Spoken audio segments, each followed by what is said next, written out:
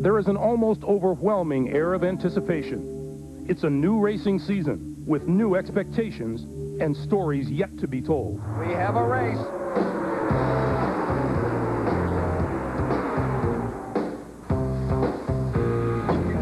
Here at Daytona, the long off-season of preparation has come to an end, and the first competitive race is the Bud Shootout, a dash for cash, 25 laps for more than $500,000. Rusty Wallace comes to the flag and wins the Bud Shootout. Rusty Wallace took the checkered flag in 1998 and returns confident of a repeat. He'll be challenged by the 1998 Winston Cup champion, Jeff Gordon, and an all-star field of last year's top pole position qualifiers in this, the Bud Shootout.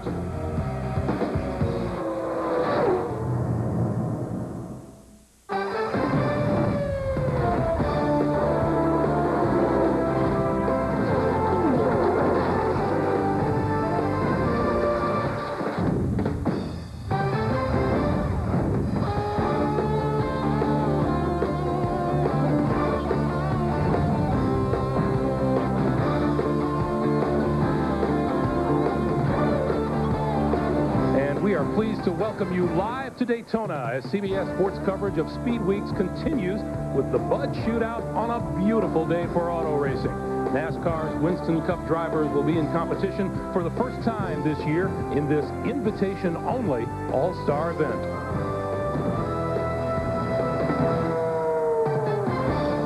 Hi, everyone. I'm Greg Gumbel from above Victory Lane at Daytona International Speedway. Now, what do you get when you take the fastest drivers, all the pole winners from last season, and put them together in one 25-lap race? A shootout. And that's what last year's race was. Let's take you back 1 year to the Bud Shootout. Jeff Gordon in the number 24 car, the Winston Cup champion, in the lead early on, but this race was not without its mishaps. That's Ward Burton hitting the wall on lap 22. Then in lap 24, Bobby Labonte and Joe Nemechek touched, brought out another caution flag. Then the restart. With 1 lap to go, Jeff Gordon had transmission problems on that restart, and he just wasn't a factor. When it came to the finish line, the sprint to the finish was won by Rusty Wallace. And Wallace, victorious then, hopes to be victorious again here this afternoon. Joining me now in his 35th year, 35 years here in Daytona, is Ken Squire. Is this race important, Ken? Oh, you bet it is. This is the skirmish, Greg, that really gives you an idea about what we can expect when we get down to the big battle of the Great American Race, 41st Annual Daytona 500 next Sunday. This is the first time we've really seen most of these cars in race trim. Up until now, it's been a couple of months getting ready for 2 laps yesterday to decide who is going to be on the pole. Now they're ready to go for it. And this race has a lot of money. $500,000, pays $100,000 to win for about 15 minutes work. It's a little different than some races, you see. There's a period here for a pit stop between laps 10 and 12. The cautions, they do not count. Those are technical laps. So it's all race, pure race here, and you're going to see these guys go for it from top to bottom in this event. 14 that qualified by being the fastest qualifiers last year at Winston Cup events, and we just completed a consolation round that was a beauty on this racetrack.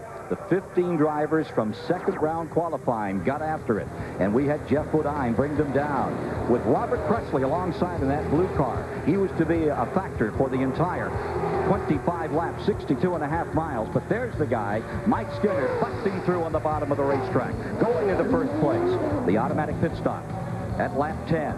And you see the 2 principals off pit road. You talk about being tight together.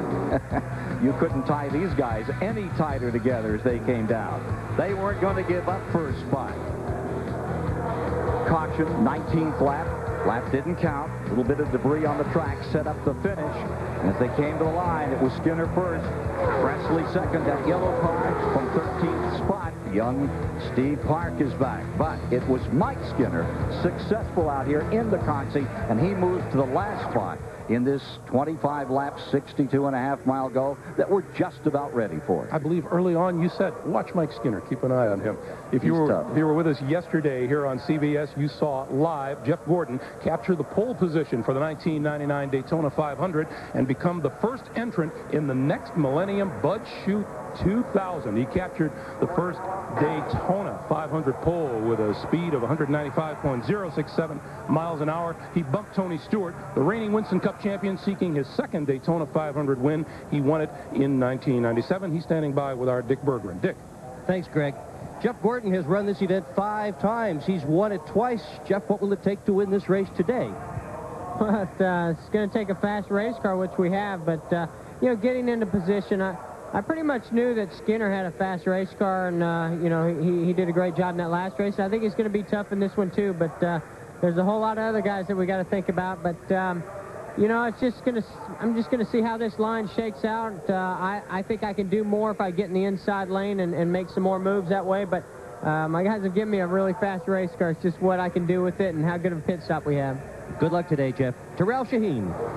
Rusty Wallace drew the #1 starting slot for today's race, but a miscommunication led to him missing driver introductions. That means that once the field gets rolling, Rusty's going to have to go from the big front of the field to the very back of the field. Crew Chief Robin Pemberton is here along with Todd Parrott, crew chief for Dale Jarrett, who is also at the back of the field. We're going to see if we can find out if there's a possibility maybe these two teams are hooking up for a drafting situation where Rusty can pull his way back up to the front of the field. Let's find out here. Rusty, you going to try to work with Dale Jarrett to come back up? Yeah, I'm going to work with everybody I can. I just made a major mistake, and I apologize to everybody, but hey, stuff like that happens, and I started 13th, I think, last year, won this thing. We're going to have a good pit stop, and this thing's running good, so learn from my mistakes. Greg, remember, this is the same car that Rusty won the race with last year. If he can pull it off again today, and become only the 3rd man in shootout history to win it back-to-back. Ralph, thank you. We'll take a time out here. More to come from the Bud Shootout when we come back to Daytona International Speedway in just a moment. CBS Sports presents the Bud Shootout at Daytona, sponsored by Budweiser, the official beer of NASCAR. Hey, race fans, this Bud's for you. Goodyear, innovators of run-flat technology. And by Ford Expedition, the only way to get there. Ford Expedition, built Ford tough. Welcome back to Daytona, Florida. We told you it was a beautiful day here in the state of Florida. Take a look at just how beautiful it is. The forecast is for a sunny day. The temperature right now is 67 degrees.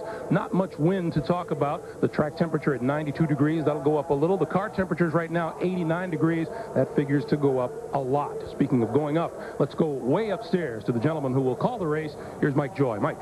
Thanks, Greg. We welcome you to Daytona. Now, you and Ken have described this as a shootout or a skirmish. Those are controlled exercises.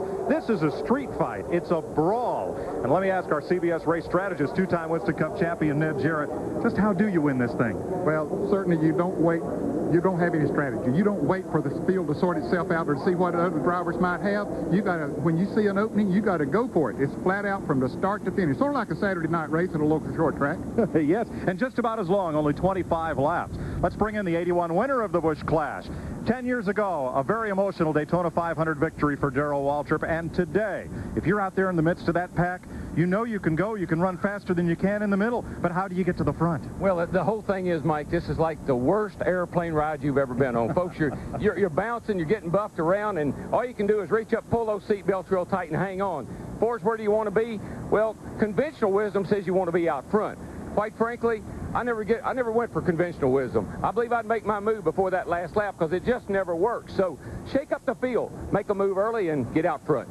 All right, we'll see if that strategy pays off. Let's go trackside for the command. To get the Bud Shootout at Daytona underway, once again, please welcome the Grand Marshal of the Bud Shootout at Daytona, John Mercer. Drivers, start your engines.